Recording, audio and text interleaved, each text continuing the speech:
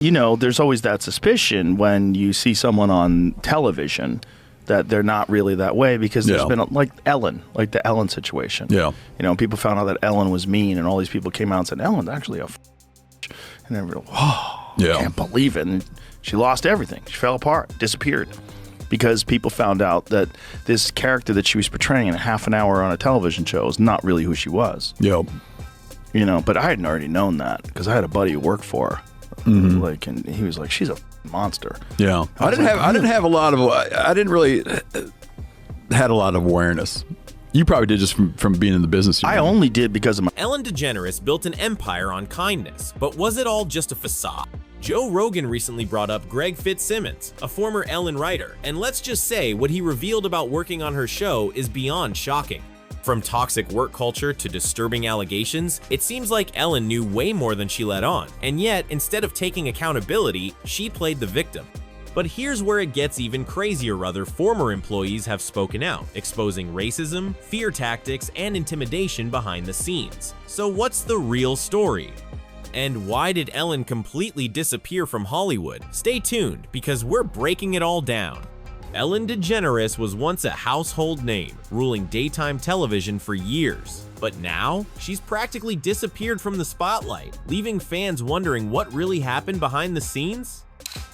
Well, Joe Rogan recently brought up Greg Fitzsimmons, a former writer on The Ellen DeGeneres Show, during a podcast. But what most people don't realize is that Greg had already spilled some major secrets about his time working on the show in a past interview. And let's just say it wasn't the happy, fun-loving environment that Ellen portrayed on television. Today, we're diving deep into these shocking revelations, uncovering the truth about Ellen's workplace culture and exposing what really went down when the cameras weren't rolling. Stick around, because what you're about to hear might completely change the way you see Ellen DeGeneres. There's always that suspicion when you see someone on television that they're not really that way, because there's been like the Ellen situation. Yeah.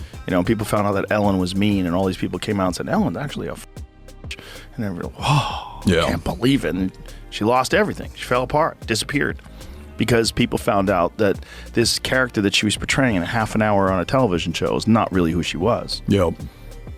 But I hadn't already known that, because I had a buddy who worked for her. And he was like, she's a monster. Yeah. I didn't really had a lot of awareness.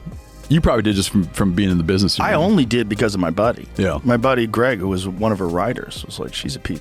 I didn't know enough to be surprised. Yeah. While Ellen's on-screen persona may have been all about kindness, she's far from the only television host accused of being fake. In fact, many late-night hosts seem to follow the same playbook. Take Jimmy Fallon, for example. His over-the-top laugh has become a running joke so forced and exaggerated that it feels more desperate than genuine. Then there's Stephen Colbert and Jimmy Kimmel, who have shifted from being entertainers to full-time political commentators, often prioritizing virtue signaling over actual comedy. But today, we're keeping the focus on Greg Fitzsimmons and his experience behind the scenes at the Ellen DeGeneres Show. Because if you thought Ellen's public downfall was bad, wait until you hear what really happened on set. They asked me, it was St. Patrick's Day, and Ellen asked me to dress as a leprechaun and come out on stage. And this is where, if you're wondering the low point of my career.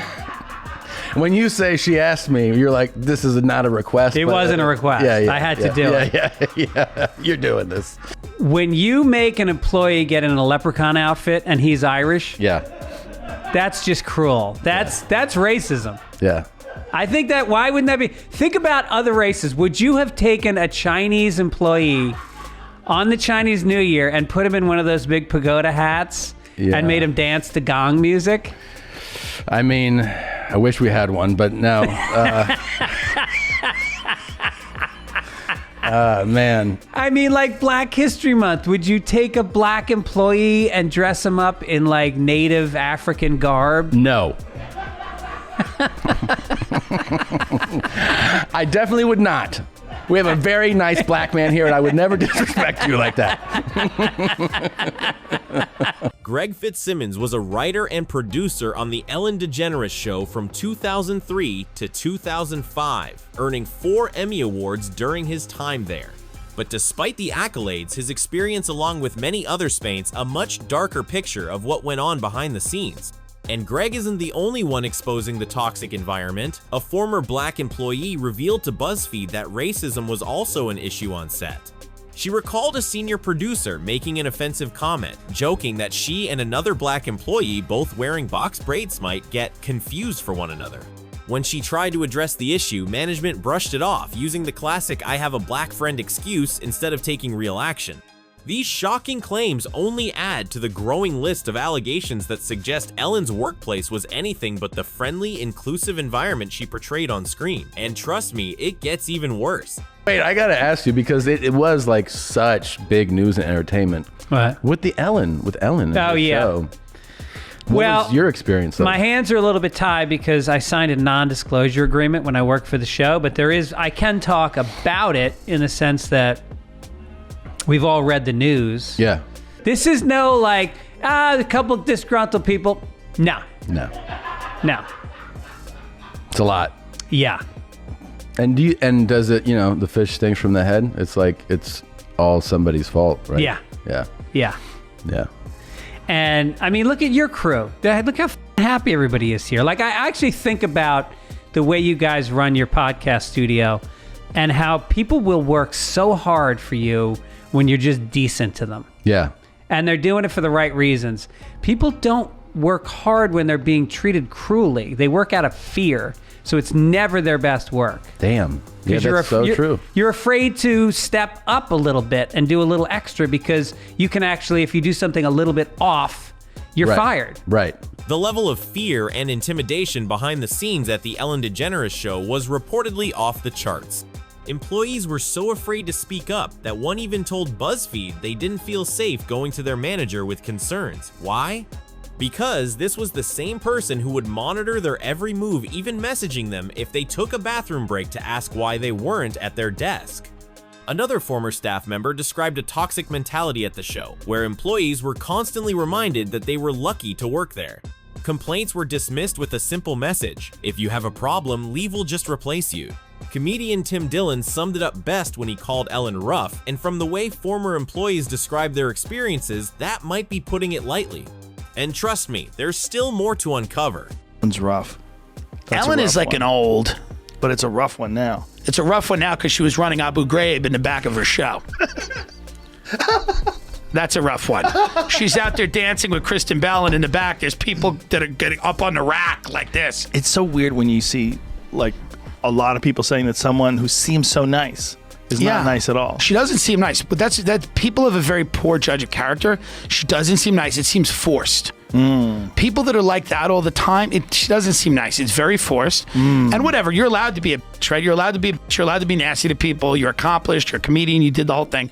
What you're not allowed to do is have a Guantanamo Bay situation in the backstage of your show where everybody's walking around afraid for their life, and it's like Abu Ghraib where they're hooked up to wires and they dogs have like around them. Yeah, she's got dogs and hoods. If an intern's late, they have a hood on. I don't support that. That's just me. Yeah, I'm with you. Yeah, I mean, I wish her the best. She's around for too long. Fallon, all these people, walk away. You've been famous forever. Walk away. Like, eventually, everybody, they're just going to figure it out. No one in their right mind would defend this kind of toxic work environment unless, of course, they were part of the system that allowed it to happen in the first place. At its core, this wasn't just about a bad workplace. It was about power and control. Joe Rogan didn't hold back when discussing the issue, breaking down how figures like Ellen create an illusion of kindness while maintaining an iron grip behind the scene.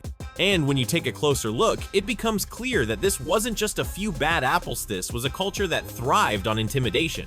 It's just people that they get in those positions of power, and if their whole life they've been with and picked on, or they've been marginalized, and then all of a sudden they're in control, like, oh, now it's payback. There's a lot of those folks. That's what happened to Castro. Is that it? Is that what happened to Castro?